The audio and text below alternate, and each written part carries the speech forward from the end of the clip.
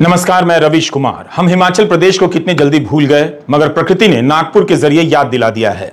पिछले 9 साल की प्राकृतिक आपदाओं को आप पलट कर देखेंगे तो पता लगेगा कि इनका आना बढ़ता ही जा रहा है।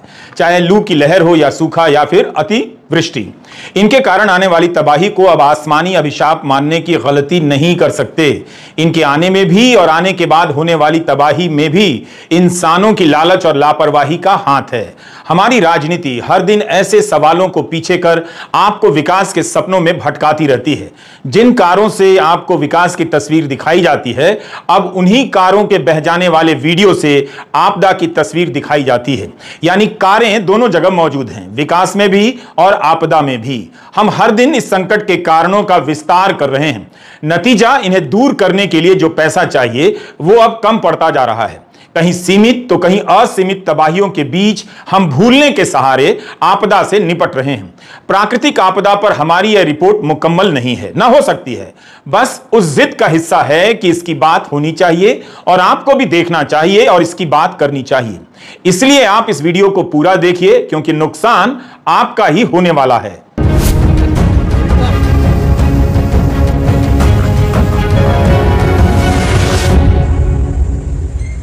22 सितंबर की रात नागपुर में 3 से 4 घंटे के भीतर इतना पानी बरस गया कि नाग नदी का पानी शहर के एक हिस्से में घुस गया। नजदीक के वाड़ी परिसर में 229 मिलीमीटर पानी बरसा। इसका पानी भी नाग नदी और अंबाझरी तालाब में आ गया। नतीजा यह हुआ कि शहर के एक बड़े हिस्से में पानी भर गया। लोकमत समाचार ने लिखा है कि 10,000 घरों में पानी घुसा है। पानी के साथ साथ तमाम घरों में कीचड़ भी घुस गया है। जब 23 सितंबर की सुबह नागपुर की नींद टूटी, तब लोगों ने देखा कि रास्तों पर डूबने के बराबर जितना पानी भरा हुआ है। बसों का आधा हिस्सा डूबा हुआ है, स्टेशन का इलाका भी पानी से भर गया है और कारें तैर रही हैं। यह सब लोगों ने देखा और वीडियो बनाकर वायरल करना शुरू कर दिया। वीडियो बनते ही लोगों के भीतर आपदा को जानने समझने की इच्छा समाप्त हो जाती है। वे केवल अपने भय को फॉरवर्ड कर देते हैं दूसरे के इनबॉक्स में। जबकि स्थिति ऐसी थी कि बाढ़ से बचाने के लिए 400 लोगों को निकालना पड़ा। नागपुर में अब स्थिति सामान्य है, मगर शहर की सफाई का काम चल रहा है। इस शहर में पानी इसलिए भी भरा क्योंकि शहर के भीतर का ढांचा इसके लिए तैयार नहीं था। नालों की सफाई नहीं हुई थी। मगर पानी ज्यादा इसलिए आया कि इसके आसपास के इलाकों में भी भयंकर बारिश हुई।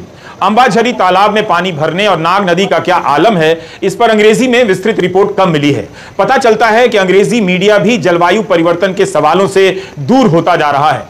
आप नागपुर से जुड़ी खबरों को पढ़ेंगे तो नेताओं और आम आदमी के बयानों से लेकर पत्रकारों की रिपोर्ट में आपदा की कोई गहरी समझ नहीं दिखाई देगी। इसके भयंकर होते जाने में विकास प्राधिकरणों, आयोगों, निगमों और तरह तरह की योजनाएं बनाने वालों ने किस तरह की अनदेखी की है, जनता ने कैसे इन सवालों को अनदेखा किया है, इन सब बातों को लेकर कोई समझ नहीं बनती है, ना अखबार बनाते हैं। नतीजा यह होता है कि नागरिक समाज आगे के लिए खुद को तैयार नहीं कर पाता है और उसमें अपनी गलतियों में सुधार की समझ भी पैदा नहीं होती है। जनता धर्म की रक्षा के नाम पर राजनीति पैदा कर रही है और उसी के बकवास में व्यस्त है। आपदा प्रबंधन के नाम पर नियॉन साइन वाले जैकेट पहनकर कुछ बहादुर जवानों का वीडियो हमें भरोसा तो जरूर देता है कि इनके होते ही हम बचा लिए जाएंगे, लेकिन इनकी संख्या भी सीमित है, याद रखना चाहिए। नागपुर से पहले एक और बाढ़ की चर्चा हो रही थी दबी जुबान में, मगर गोदी मीडिया की दीवार के कारण उस पर विस्तार से रिपोर्टिंग नहीं हुई। आपदा हर तरह से राजनीतिक होती है। जब तक हम इसे राजनीतिक नहीं बनाएंगे, इसके कारणों की जड़ तक नहीं पहुंच सकते। एक घटना का जिक्र गोदी मीडिया के कारण जनता के बीच नहीं हुआ। गुजरात के विपक्षी दलों का आरोप है कि बीते 17 सितंबर को प्रधानमंत्री नरेंद्र मोदी के 73वें जन्मदिन पर उन्हें खुश करने के लिए सरदार सरोवर बांध में नर्मदा नदी के पानी को 2 दिनों तक रोक कर रखा गया। इसके बाद करीब 18 लाख क्यूसेक पानी एक साथ छोड़े जाने से राज्य के 5 जिलों में बाढ़ आ गई। भरूच जिला इससे सबसे ज्यादा प्रभावित हुआ है। इसे मानव निर्मित आपदा बताते हुए विपक्षी दलों ने कहा कि अधिकारियों ने जानबूझकर जलाशय को ओवरफ्लो कर दिया और एक ही बार में पानी छोड़ा, जिससे लाखों लोग प्रभावित हुए और बड़े पैमाने पर नुकसान हुआ है। पहले ही तेज बारिश के कारण नदियां, तालाब, झीलें उफान पर थीं। 18 सितंबर को अहमदाबाद में मीडिया को संबोधित करते हुए कांग्रेस प्रवक्ता मनीष दोशी ने कहा कि मध्य प्रदेश में भारी बारिश और नर्मदा बांध में जलस्तर के प्रति घंटे निगरानी के बावजूद अधिकारियों ने 15 और 16 सितंबर को पर्याप्त मात्रा में पानी नहीं छोड़ा और किसी को खुश करने के लिए 17 सितंबर तक बांध के ओवरफ्लो होने का इंतजार करते रहे। इससे भरूच, चाणोद और करनाली समेत निचले इलाकों में जो कस्बे हैं, जो शहर हैं, वहां बाढ़ आ गई। गुजरात सरकार में मंत्री ऋषिकेश पटेल ने कहा कि केंद्रीय जल आयोग के सभी मानदंडों का विधिवत पालन किया गया था। पत्रकारों ने खास तौर पर पूछा कि पिछले 3 साल से प्रधानमंत्री मोदी के जन्मदिन पर ही नर्मदा का पानी उच्चतम स्तर पर क्यों पहुंच जा रहा है, तो उन्होंने कहा यह सवाल कुदरत से पूछें। तो एक सवाल यह भी उठता है कि केंद्रीय जल आयोग का यह कौन सा मानदंड है कि एक साथ 18 लाख क्यूसेक पानी को छोड़ा जा सकता है। इस वक्त भारत ही नहीं, दुनिया भर में तरह तरह की आपदाओं की खबरें छाई हुई हैं। जुलाई के महीने में अमेरिका और यूरोप में गर्मी के रिकॉर्ड टूट रहे थे, तो सितंबर के महीने में अतिवृष्टि ने रिकॉर्ड तोड़ दिया है। बल्कि आपदा की रिपोर्टिंग का यह अहम हिस्सा होता जा रहा है कि 100 साल का रिकॉर्ड टूट गया, 150 साल का रिकॉर्ड टूट गया, 50 साल का रिकॉर्ड टूट गया।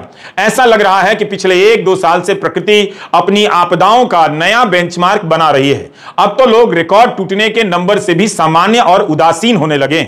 लीबिया और ग्रीस में स्टॉर्म डेनियल की तबाही आई, उसे लेकर भारत में कितनी कम चर्चा हुई, जबकि उसी तरह की तबाही के पर्याप्त कारण भारत में भी मौजूद हैं।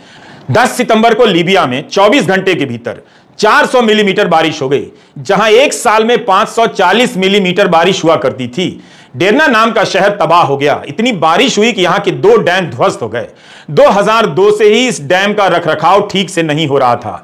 लीबिया में गृह युद्ध के कारण हालत खराब है। वहां किसकी सरकार है यही पता नहीं। कई तरह के मिलिशिया ग्रुप सक्रिय हैं। इसलिए इन चेतावनियों के बाद भी लोगों को तैयार नहीं किया जा सका कि इस स्थिति में क्या करना है। पानी का प्रवाह इतना तेज था कि सब कुछ बह गया। मरने वालों की संख्या कहीं 11,000 है, कहीं 14,000, कहीं पर 20,000 है। अब बाढ़ का पानी उतर रहा है तो जगह जगह शव दिखाई देने लगे हैं।